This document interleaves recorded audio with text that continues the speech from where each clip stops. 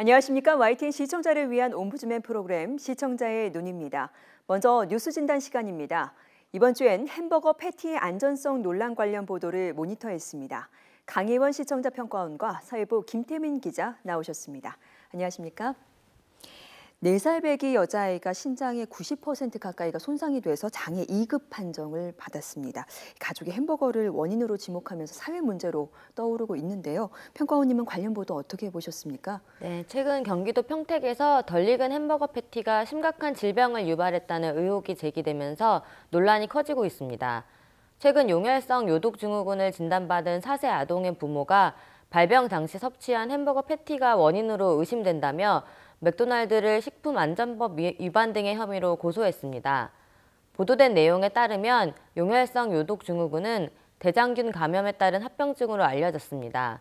합병증으로 발전한 가능성은 낮지만 10세 미만의 아동에게서는 10%까지 감염 위험이 올라가는 것으로 알려졌는데요. 80년대 미국에서 햄버거를 먹은 수십 명의 아동이 해당 질환에 걸린 것으로 밝혀지면서 국내 언론에서도 햄버거병이라는 용어를 사용하고 있습니다. 사건이 알려지자 맥도날드 측은 다른 피해 신고가 없었고 조리 시스템상 일부 패티만 덜 익을 가능성이 적다고 항변했는데요. 하지만 과거 맥도날드에 근무했던 직원들로부터 이에 반대되는 증언이 나오면서 논란이 이어졌습니다. 이와 관련해서 수사 과정에서 어떠한 쟁점이 예상되는지 설명 부탁드립니다. 네. 또 이런 상황에서 또 다른 피해 아동이 또 고소장을 낸 것으로 알려지고 있습니다. 수사가 더 확대될 것으로 보이는데 김 기자, 취재 현장에서 봤을 때 가장 큰 쟁점은 뭡니까? 네, 우선 이번 사건의 발단부터 되짚어 보겠습니다. 피해자 측이 처음 서울중앙지검에 찾아와 고소장을 접수한 건 지난 5일입니다. 4살짜리 자녀가 맥도날드에서 햄버거를 먹은 뒤 용혈성 요독증후군, 이른바 햄버거병에 걸렸다고 주장한 겁니다. 이름도 낯선 햄버거병은 주로 고기를 갈아서 덜 익혀 조리한 음식을 먹었을 때 주로 발병합니다. 앞서 1982년 미국에서는 햄버거 속 덜 익은 패티를 먹고 집단 발병한 사례가 있었습니다. 피해 아동은 지난해 9월 경기도 평택에 있는 한 맥도날드 매장에서 햄버거를 먹었고 2~3시간 뒤부터 복통을 겪은 뒤 사흘 만에 중환자실에 입원했습니다. 이 아동은 출혈성 장염에 이어 용혈성 요독증후군 판정을 받았고 현재는 신장의 90% 가까이가 손상돼 하루 10시간씩 복막투석을 받고 있는데요. 피해 아동 어머니가 눈물과 함께 이런 소식을 알리면서 주위를 안타깝게 했습니다. 피해자 측은 매장 측의 부주의로 이번 사고가 일어났다며 맥도날드 한국지사를 식품안전법 위반 혐의로 고소하고 추가로 손해배상 청구 소송을 진행하겠다는 입장입니다. 이에 대해 맥도날드 측은 이번 사건을 안타깝게 생각한다며 피해 아동의 빠른 회복을 기원한다고 밝혔습니다. 하지만 그러면서도 피해자 측의 주장은 받아들이기 어렵다는 입장을 고수하고 있는 상황인데요. 우선 햄버거 패티 조리에 전용 기계를 사용하는 만큼 특정 제품 하나만 덜 익을 가능성이 없고 당일 판매한 300여 개의 햄버거에는 문제가 없었다는 겁니다. 또 해당 패티 제품은 정부 식품안전관리 기준이 적용된 생산시설에서 만들어지고 있다고도 설명했습니다. 뿐만 아니라 용혈성 요독증후군의 원인은 수없이 다양하기 때문에 햄버거병이라는 용어도 적절치 않을 뿐더러 이를 맥도날드 햄버거 때문이라고 특정할 수는 없다는 입장입니다. 앞서 식약처도 해당 제품이 만들어진 시설을 지난해 10월과 지난달 2차례에 걸쳐 점검했지만 문제점은 확인되지 않았다고 밝혔습니다. 이런 가운데 지난 12일에도 비슷한 증세로 출혈성 장염에 걸린 3살 여아가 맥도날드를 추가 고소하기도 했습니다. 양측의 입장이 팽팽하게 맞서는 상황에서 검찰은 이번 사건을 서울중앙지검 형사 2부에 배당했습니다. 이 부서는 국민건강과 의료수사를 전담하는데 지난해 가습기 살균제 피해 사건을 수사하기도 했습니다. 네. 이번 사건에 대해서도 형사 2부는 검사 3명 이상을 투입해 전담 수사팀을 꾸리고 직접 수사에 나섰습니다. 아무래도 이번 수사의 쟁점은 맥도날드 햄버거 패티와 피해 아동의 발병 사이에 연관성을 입증할 수 있느냐가 될 전망입니다. 하지만 그 과정이 쉽지만은 않을 것으로 보이는데 우선 사건이 발생한 지 이미 10개월, 거의 1년에 가까운 시간이 흘렀기 때문입니다. 앞서 보건당국도 당시 피해 아동이 처음 진료를 받았을 당시 햄버거병을 유발하는 초기 감염병 진단에서 음성 판정을 받았다고 밝혔습니다. 이 때문에 보건당국의 즉각적인 보고가 이루어지지 않으면서 이후 역학조사 시기를 놓쳤다는 설명입니다. 이에 따라 수사의 관건은 당시 현장 상황을 입증할 수 있는 자료 확보에 달려있다고 해도 과언이 아닐 텐데요. 피해자 측도 이번 사건을 고소하면서 당시 상황을 확인할 수 있는 해당 매장 내 CCTV 영상에 대해 증거 보전 신청을 해놓은 상태입니다. 검찰은 우선 피해 아동이 먹은 햄버거와 발병 사이의 인과관계가 성립하는지 확인하기 위해 관련 논문을 수집하는 등 자료를 확보해 검토에 들어갔습니다.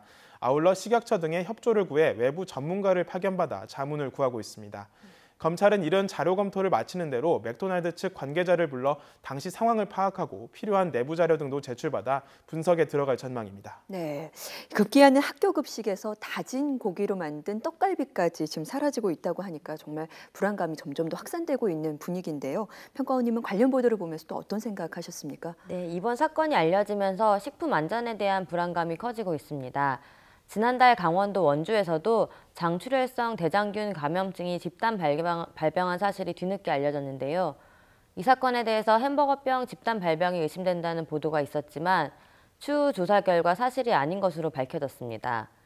언론에서 햄버거병이라는 용어가 사용되면서 일각에서는 햄버거 자체에 대한 안전성을 의심하는 목소리도 나오고 있습니다.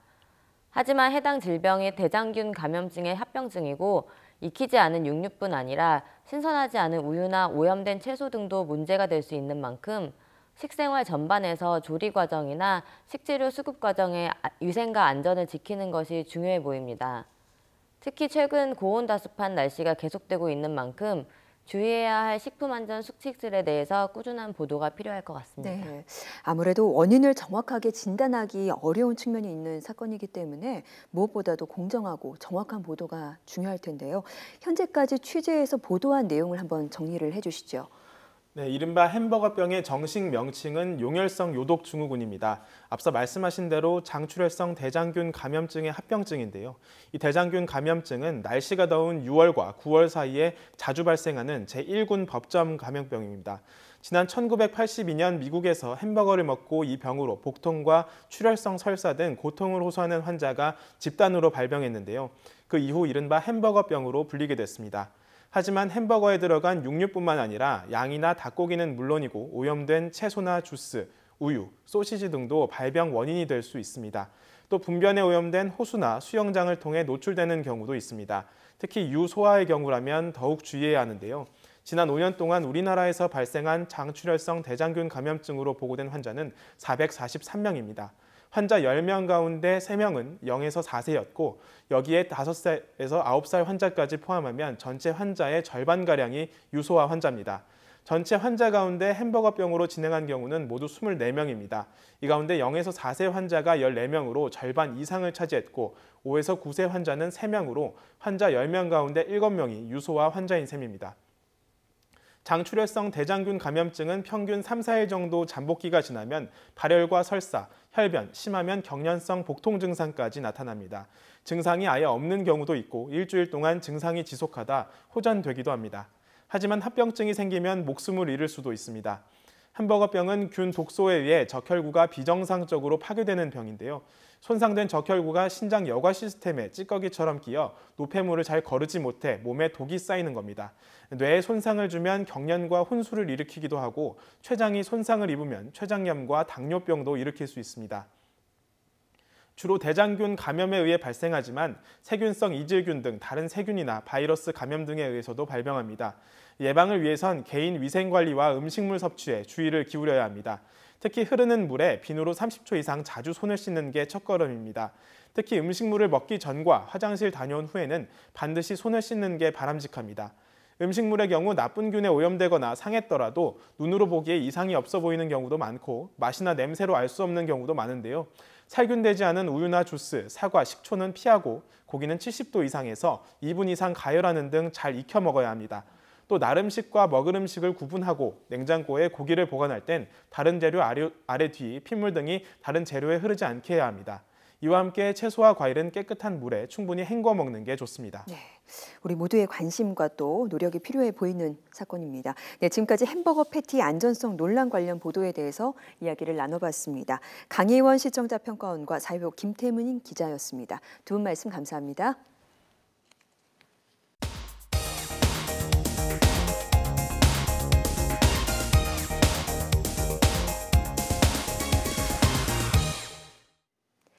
지상파 DMB 채널인 YTN DMB 프로그램을 평가하는 내가 본 YTN 순서입니다.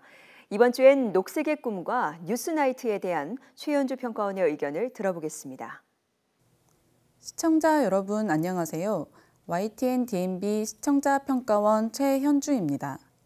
지난 겨울부터 이어진 조류 독감으로 달걀 품귀 현상이 이어지는 등 사회적으로 그 피해가 매우 컸는데요. 엎친 데 덮친 격으로 구제역까지 발생하면서 전국의 축산 농가들이 크게 어려움을 겪은 바 있습니다.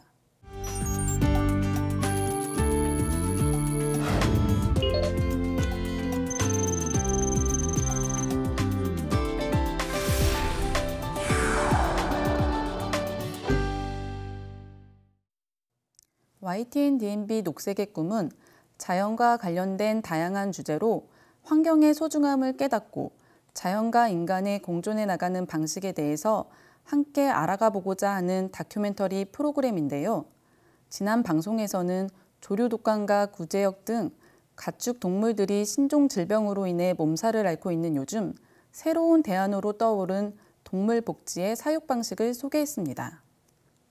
다큐멘터리는 방역 작업이 이루어진 축산 농가의 모습으로 시작되었는데요. 지난 겨울부터 발생한 조류 독감과 구제역의 문제를 프로그램 서두에 다룸으로써 동물 사육 방식에 대한 시청자들의 경각심을 끌어내기 위한 도입이었습니다. 프로그램에서는 조류 독감이나 구제역 등의 대안으로 동물 복지 농장을 소개하였는데요. 동물들의 기본 습성을 존중하고 건강한 사육을 추구하는 전남 하순의 산란계 동물 복지 농장을 찾았습니다. 화면에는 닭들이 탁 트인 농장에서 자유롭게 사육되고 있는 모습이었는데요. 전국 양계 농가의 10%만이 이러한 방식으로 사육하고 있다고 하는데요. 나머지 90%는 작은 케이지가 겹겹이 쌓아 올려진 모양의 작은 공간에서 닭을 사육하고 있다고 합니다. 동물복지 농가와 일반적인 배터리 케이지 방식의 농가의 모습을 교차적으로 보여줌으로써 두 사육 방식의 대비를 잘 보여준 구성이었습니다. 더불어 배터리 케이지 사육 방식과 동물복지 농장의 차이점을 자막이나 그래픽 등을 활용하여 보여줬더라면 더욱 이해가 쉬웠을 것이라는 생각이 들었습니다. 동물복지 농장의 가장 큰 특징은 동물이 가진 고유한 특성을 최대한 반영해서 사육하는 것인데요. 농장 주인에 따르면 고유의 특성을 최대한 유지할 수 있는 환경에서 자란 닭은 조류 독감 등의 질병으로부터 자유로웠다고 하는데요. 이 모습을 통해 이와 반대로 고유의 습성을 잃은 채 오로지 산란을 위해서만 키워진 닭들에 대한 안타까운 마음이 들었습니다. 이어서 취재팀은 동물복지 인증 절차를 살펴보기 위해 현장 평가가 이루어지고 있는 농장을 동행 취재하였는데요. 동물복지 농장으로 인증받기 위해서는 면적당 개체수, 닭이 자라나는 공간의 공기 오염도, 닭의 상태 등 65개 항목을 통과해야 한다고 합니다. 동물복지 농장의 인증을 위해 직접 현장 취재를 하여 동물복지 농가의 조건과 환경에 대한 시청자들의 이해를 도울 수 있었습니다. 또한 유럽연합에서는 지난 2012년부터 배터리 케이지 방식의 산란계 사육을 전면적으로 금지했다고 하는데요.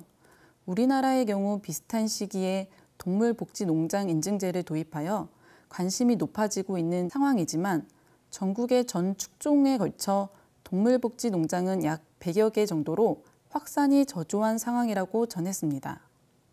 동물복지 농장의 확산을 위해서는 소비자들이 동물복지 농장에서 키워진 제품에 대한 관심이 높아져야 될 뿐만 아니라 기존의 제품보다 비싼 가격을 감당하려는 노력이 필요하다는 내용이 이어졌는데요.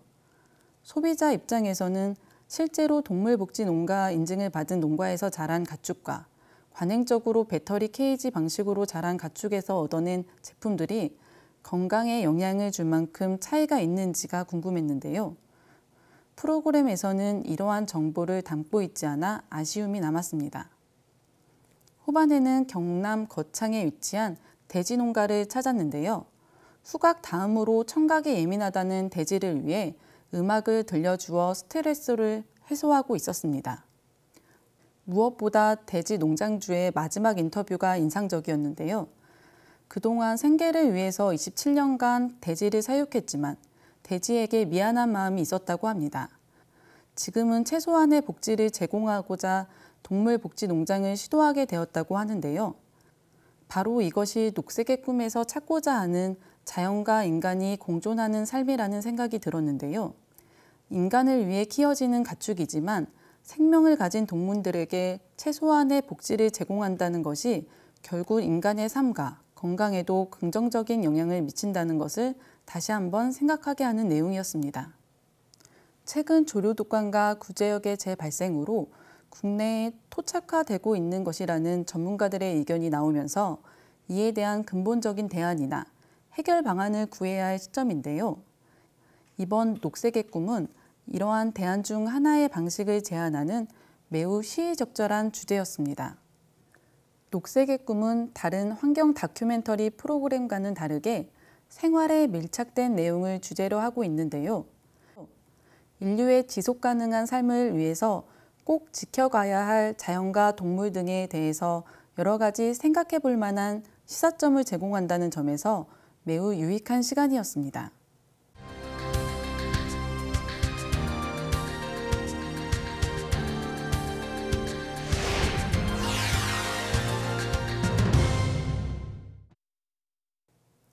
최근 4살짜리 여자아이가 맥도날드 햄버거를 먹고 신장이 90% 이상이 망가져 매일 투석을 받아야 하는 소식 들으셨나요?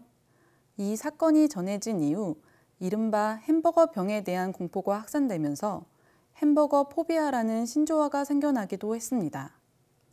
지난 뉴스나이트에서는 햄버거 병에 대한 논란과 쟁점에 대한 후속 보도가 이어졌습니다.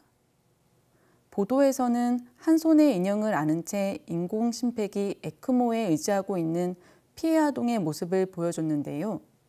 아이의 인권을 위해서 모자이크 처리된 모습이었지만 병실에 누워 치료를 받는 아이의 모습에서 안타까움을 느낄 수 있는 장면이었습니다. 보도에서는 이후 감염 사례나 이에 대한 치료법에 대해서 자세히 다루고 있지 않아 햄버거 병에 대한 정확한 정보 제공이 부족해 보였습니다. 무엇보다 4살 여아가 먹은 햄버거가 O157 대장균에 감염이 됐는지를 두고 치열한 법리적 다툼이 예상되고 있다고 하는데요. 이 병은 햄버거에 들어간 패티 고기가 원인이라고 합니다. 분쇄육은 조리 과정에서 균이 들어갈 가능성이 커 반드시 완전히 익혀 먹어야 한다고 하는데요. 맥도날드 측은 패티와 피해 아동이 걸린 질병의 연관관계를 부정하고 있다고 합니다. 보도에서는 맥도날드 측의 공식적인 입장에 대해서만 짤막하게 전했는데요. 패티가 덜 익혀질 수 없다는 것이 맥도날드 측의 주장이었습니다. 이러한 주장을 뒷받침할 만한 영상자료, 관련자 인터뷰 등의 집중 취재가 없어 아쉬움이 남았습니다. 이러한 사회적 혼란을 일으킬 수 있는 사건에 대해서는 정부의 발빠른 대응도 중요한데요. 해당 보도에서는 관련 정부 부처의 입장이나 대응에 대해서는 다루지 않았습니다. 후속 보도를 통해 식약처 등에서는 어떻게 이 사안에 대해 대처하고 있는지 등에 대한 취재도 필요해 보였습니다.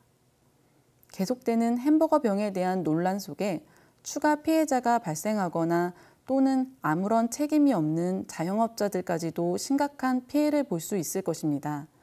이에 따라 더욱 정확하고 빠르게 수사 결과가 발표되는 것이 매우 시급해 보였습니다. 이번 햄버거병에 관련해서는 다시는 이러한 사건이 추가 발생하지 않도록 감시견으로서의 언론의 역할을 기대해 봅니다.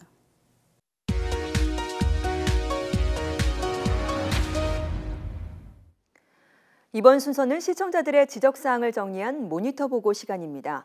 YTN 뉴스를 시청하다 보면 자세한 정보가 누락된 자막이나 같은 내용인데 다르게 표현된 자막이 종종 나타났는데 시청자들은 좀 더 정확한 뉴스를 당부했습니다.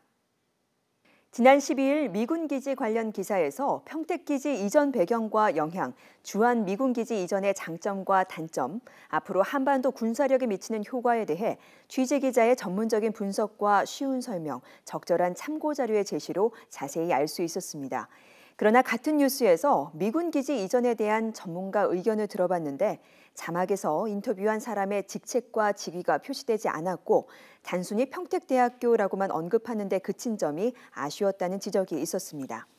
같은 날 의정부고의 졸업사진이 올해도 눈길을 끈다는 기사를 전하면서 내용 자막인 대마초 무리 탑 이효리 강다니엘 패러디 본물에서 이효리 강다니엘도 대마초 무리와 관련된 것처럼 오인할 수 있기 때문에 대마초 무리 탑을 맨 뒤로 빼는 자막의 나열 순서 변경이 필요하다는 지적이 있었습니다. 그런가 하면 서울 잠수교 전면 통제와 관련해서 동일한 내용을 전한 기사였지만 단순히 한자 남과 북으로 언급한 왼쪽 자막보다 남부와 북부로 표시한 오른쪽 자막이 더 바람직했다는 시청자 지적이 있었습니다.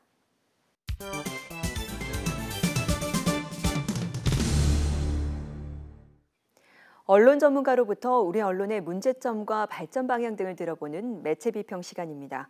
오늘은 최충훈 경남대 교수로부터 소통 미디어로서 SNS 문자 폭탄의 역기능 요소라는 주제의 논평을 들어보겠습니다.